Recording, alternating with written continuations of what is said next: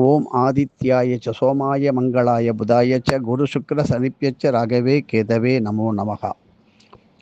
இந்த தமிழ் வருடமானத விஸ்வாவசு வருடம் முடியப் போகின்றது, உங்களுக்கெல்லாம் தெரியும். அடுத்தது தமிழ் புத்தாண்டானது பிறக்க இருக்கின்றது. இந்த கிரக சேர்க்கை மீன ராசியிலே 5 கிரகங்கள் ஒன்றாக, அநேகமாக பல பேர் யுரேனஸ், புளூட்டோ, நெப்டியூனை சேர்ப்பதில்லை. இவைகளை சேர்த்து நீங்கள் பார்க்கும் பொழுது நமக்கு ஒரு இறைவன் ஒரு அறிவுறுத்தலை இங்கே நமக்கு ஒரு குரு மூலம் தர இருக்கின்றார். இதனுடைய விரிவான விளக்கங்கள் பல பகுதிகளிலே எதிர்காலத்தில் தருவோம்.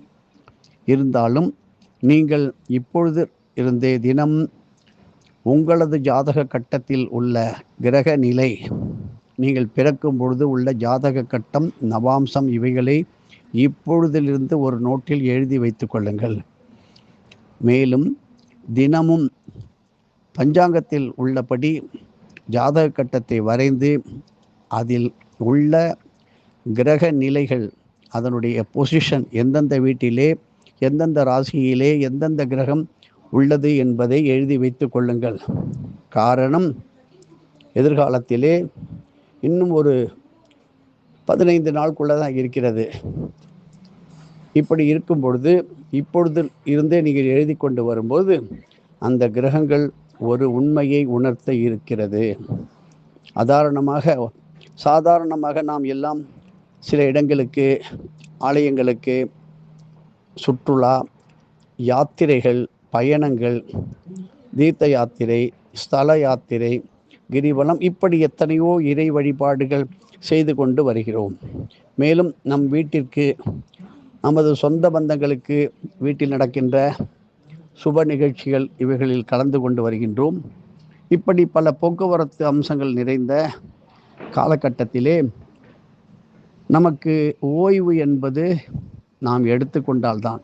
குறிப்பாக அலுவலக பணியாளர்கள் எல்லோருமே இப்பொழுது நவீனமான, அதாவது கம்ப்யூட்டர் துறையிலே உள்ளவர்கள், வியாபார நிலையில் உள்ளவர்கள், மார்க்கெட்டிங் நிலையில் உள்ளவர்கள், இவர்களுக்கெல்லாம் அதிகமான திறமை உள்ளவர்கள்லாம் வேலை பளு அதிகமாக உள்ளதால் வேலையும் பார்க்க வேண்டும், உடனே வெளியூருக்கு செல்ல வேண்டும், நமது அலுவலகங்களுக்கு தேவையான காரியத்தை ஓடி ஓடி போய் முடிக்க வேண்டும் என்ற ஒரு அவல நிலை நடந்து கொண்டிருக்கிறது.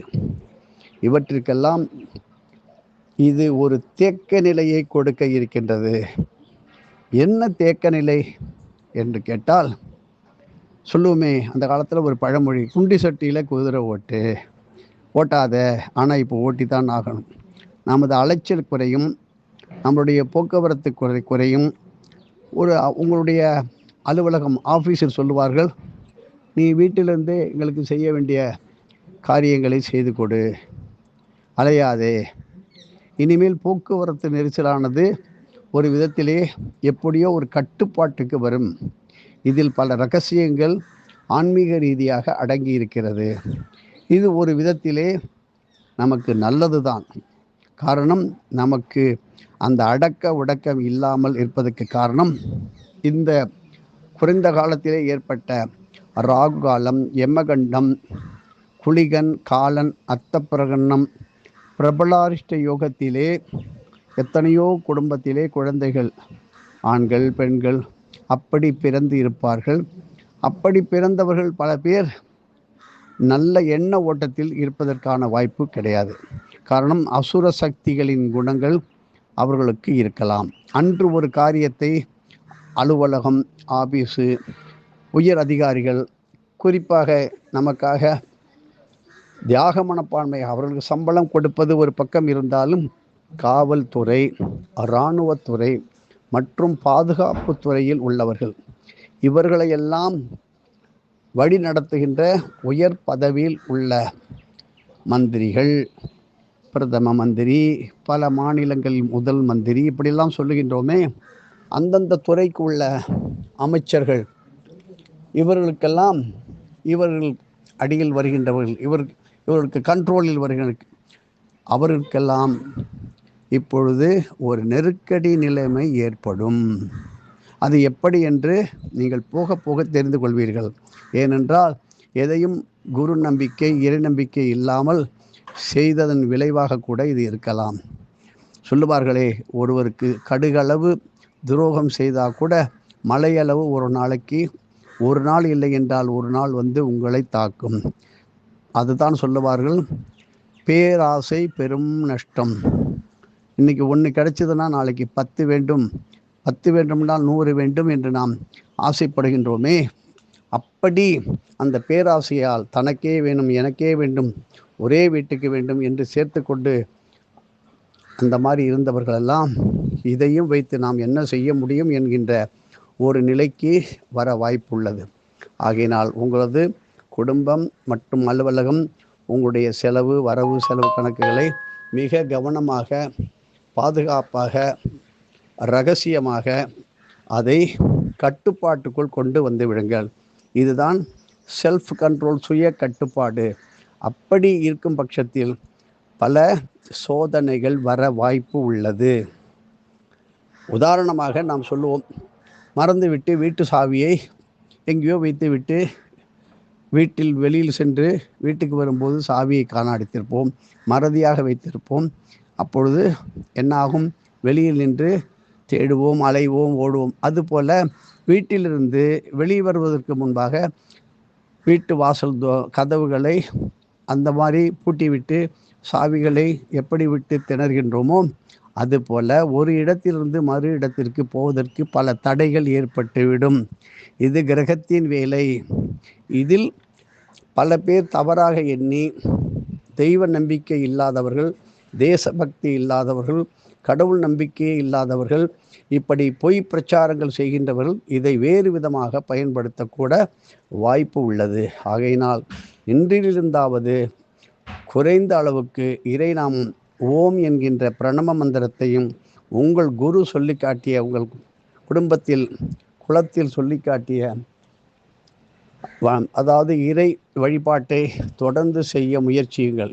ஆயுர்தேவி வழிபாடு, மகா மிருத்யுஞ்சய ஜபம், சுப்பிரமணிய புஜங்கம், ஸ்ரீ லலிதா சகஸ்ரநாமம், இப்படி சுதர்சன மகாமந்திரம், ஆபத் சகாய மந்திரம், ஆயுர்தேவி மந்திரங்கள், முன்பே சொல்லியிருக்கிறோம், சரபேஸ்வரருடைய மந்திரம், ஸ்ரீ நரசிம்மர் காயத்ரி, நரசிம்மர் அஷ்டோத்திரம், நரசிம்மர் சகஸ்ரநாமம், இப்படி கவச சக்திகள், பாதுகாப்பு சக்திகள் உள்ள கிராம தேவதைகள், எல்லை தேவதைகள், இவைகளையெல்லாம் கண்டிப்பாக கொண்டாட ஆரம்பித்து விடுங்கள்.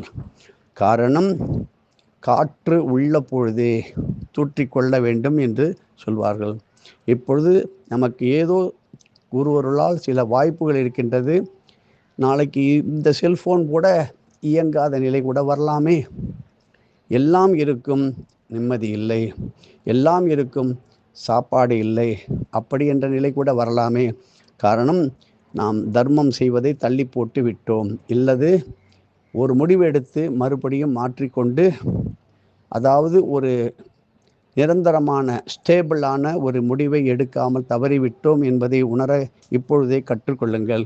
எந்த ஒரு காரியமும் நுணலும் தன் வாயால் கெடும். ஊருக்கு போகிறேன்னு ஒரு பஸ்ஸுக்கு டிக்கெட் எடுத்துட்டு கடைசி நேரத்தில் வேண்டாம் நான் போக மாட்டேன் என்று முரடு பிடிக்கின்றார்களோ, அதில் ஒரு காரணம் இருக்கிறது. இப்படியெல்லாம் பிரபலாரிஷ்ட யோகத்தினுடைய விளைவுகள் இந்த வருடம் முடியும் பொழுதும், பிறக்கின்ற வருடத்தில் குறைந்தது பல மாதங்கள் அது நம்மை பாதிக்க வாய்ப்புகள் மிக அதிகமாக இருப்பதால், மதுவன ராமர் அமர்ந்த கோலத்திலே அப்படியே வீணை ஏந்திய ஆஞ்சநேயர் எல்லாம் பார்த்து நீங்கள் ஸ்ரீ ராமநவமியை நன்றாக கொண்டாடுங்கள். வசந்த நவராத்திரியிலே எல்லோரும் பங்கு பெறுங்கள். உங்கள் வீட்டில் செய்ய முடியவில்லை என்றால் ஆலயங்களிலே செய்கின்ற இடங்கள்லாம் இருக்கின்றது.